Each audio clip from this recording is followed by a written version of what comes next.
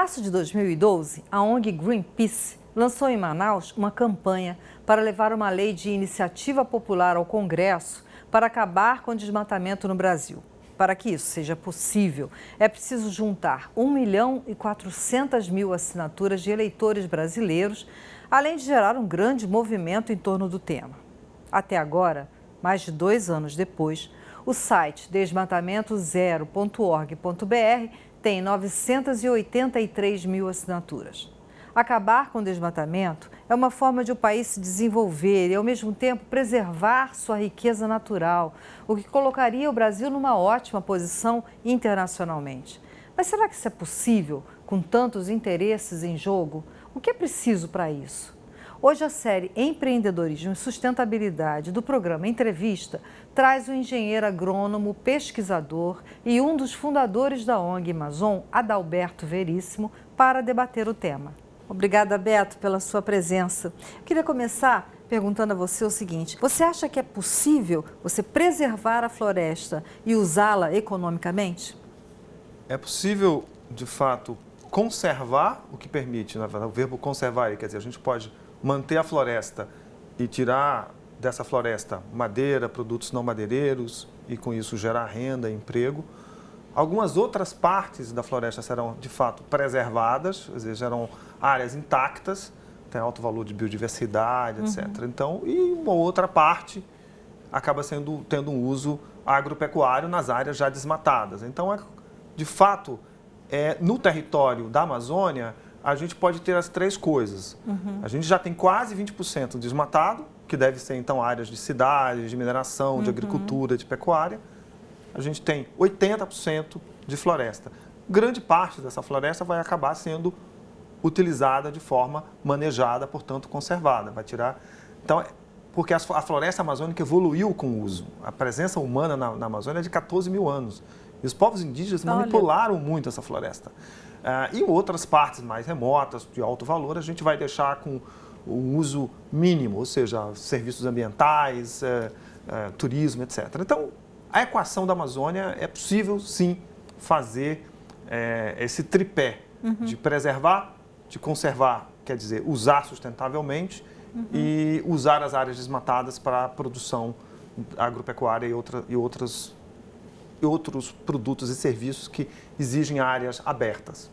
É interessante, você disse que a Amazônia melhorou com o uso, né? E que os índios, né, melhoraram o uso a floresta com o uso. Fala um pouco mais sobre isso, Beto. Os povos indígenas chegaram na Amazônia há 14 mil anos e as populações eram expressivas. Quando os europeus chegaram no século XV, no início do século XVI, haviam quase 5 milhões de povos indígenas. É claro que eles foram, em grande parte, exterminados nos primeiros 100, 150 anos de contato. Esses povos manipularam, a presença hoje dos castanhais na Amazônia é uma evidência clara de uso antropogênico, de manipulação, manejo dessa floresta pelos povos indígenas. Esses povos modificaram os solos da Amazônia, porque os solos da Amazônia, em geral, são solos muito pobres, ácidos e difíceis para a agricultura, num ambiente chuvoso. Os antropólogos, estudiosos já detectaram cerca de 500 mil quilômetros quadrados, uma área do tamanho da França, espalhada na Amazônia, da chamada Terra Preta do Índio, que é um solo extremamente fértil, e foi criado pelos povos indígenas. Então, a Amazônia abrigou populações relativamente densas, civilizações que foram relativamente complexas, utilizando os recursos naturais da região. E, portanto, essa é uma floresta resiliente, capaz, sim, de absorver um uso se ele for feito de maneira manejada, sustentável. Bom, no século XXI, a gente aprendeu muito sobre isso. A gente consegue hoje extrair madeira na Amazônia com técnicas, mantendo a floresta em pé, gerando valor, etc. Então, tem ainda muito o que se fazer? Tem. Por exemplo, a gente tem 15 mil espécies de aves na Amazônia. A gente conhece a ecologia de umas 40. Olha a diversidade que tem pela frente. De outros produtos que podem entrar na indústria de cosmética, que podem entrar na indústria farmacêutica, que podem entrar para usos, inclusive, na área de madeiras e outros produtos. Então, a Amazônia é uma grande estufa natural daquilo que está em pé. Aquelas áreas que estão abertas podem a gente pode reflorestar grandes áreas, já está acontecendo isso, já em algumas regiões da Amazônia, reflorestamento. Não há área melhor no Brasil e no mundo para plantar floresta. Mas é preciso também uma regulação do Estado. E eu queria saber de você, se você acha que hoje o Estado está fazendo o papel que deve ser feito na Amazônia. Eu acho que o Estado brasileiro fez uma parte do dever de casa. Criou as unidades de conservação, melhorou a fiscalização, começou a combater de maneira persistente o desmatamento, com equipes de campo, etc. Falta dar o segundo passo. É preciso não só o combate ao desmatamento, ele precisa ser mantido e até em alguns lugares ser aprofundado, mas precisa resolver a questão da terra, do aspecto fundiário. Isso não foi resolvido ainda. O Brasil tem uma agenda de regularização fundiária que, do jeito que está indo, vai levar um século para se resolver. Ela anda no passo de tartaruga. E essa ausência de regularização fundiária, ela cria o pior dos mundos. Ela atrai o pior investidor, porque quem quer fazer investimento sério não vai num ambiente de insegurança jurídica, acaba atraindo os especuladores, os grileiros, etc., que são aqueles que, em grande parte, desmatam a Amazônia. Então, é preciso resolver essa questão fundiária. O cadastro ambiental rural, que é um instrumento do Código Florestal, avançou, no caso do Estado do Pará avançou mais, mas precisa avançar mais na Amazônia. Precisa, de fato, ser um instrumento que vai ordenar o bom uso das áreas que já foram abertas. As unidades de conservação foram criadas, mas não foi alocado instrumentos de gestão e recursos financeiros, que não são muitos esses recursos, para, de fato, fazer com que essas áreas, esses parques não fiquem sendo parques de papel, fiquem sendo parques verdadeiros. E, finalmente, é importante essa equação socioeconômica. A Amazônia tem ainda bolsões de pobreza, de subdesenvolvimento, e isso é uma grande ameaça, de fato, a resolver esse que não é um dilema impossível de conservar e produzir. O setor pecuário é um setor que impacta muito no desmatamento. A gente teve, em 2009, um relatório chamado A Farra do Boi na Amazônia, que foi feito pelo Greenpeace, mostrando que de que maneira que esse setor podia ser um vetor de desmatamento muito sério. Mas parece que há uma nova geração no setor pecuário que já está começando a pensar numa nova forma, né, de se produzir, né, de produzir carne, que é uma coisa que é importante para o brasileiro. Você já fez contato com essa nova geração? Você acredita que pode haver aí uma mudança nesse setor?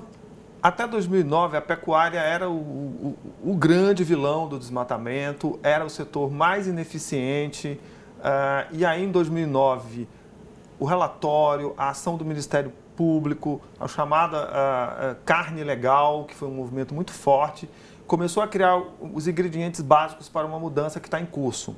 Ou seja, os compradores de carne começaram a exigir que os seus fornecedores da Amazônia, de fato, não estivessem mais associados com o desmatamento. Eu acho que a perspectiva de que, nessa próxima década, se a pressão do mercado continuar, se o papel do Estado, do Ministério Público continuar firme no combate à pecuária extensiva, pouco produtiva, e instrumentos que possam fazer essa transição da pecuária tradicional, antiga, para uma pecuária moderna, a gente pode ter ganhos expressivos na pecuária. A pecuária é outra área que não precisa desmatar mais nada, porque a gente tem muita área de pasto degradado e subaproveitado.